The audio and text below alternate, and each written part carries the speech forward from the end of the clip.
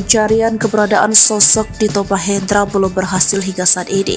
Sebab Dito Mahendra terus mangkir dalam sidang kasus pencemaran nama baik yang menyeretkan Nikita Mirzani di Pengadilan Negeri Serang. Kemudian, Dito Mahendra juga mangkir dalam panggilan KPK.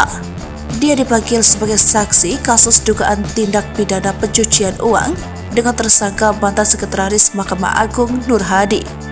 Sampai-sampai Nikita Mirzani dan sahabatnya Fitri Salhuteru membuat sayembara menemukan Dito Mahendra. Nantinya masyarakat Indonesia yang bisa menemukan keberadaan Dito akan mendapatkan ganjaran uang tunai 35 juta rupiah. Fitri meminta jika masyarakat melihat keberadaan sosok asli Dito Mahendra bisa segera menghubungi dirinya. Tujuan tersebut dilakukan keduanya untuk membantu pemerintah dalam mencari keberadaan Dito. Sebab Dito menurut Fitri merupakan sosok yang diduga telah melanggar hukum. Pengumuman sayembara tersebut juga telah diberikan oleh Fitri melalui laman Instagram pribadinya.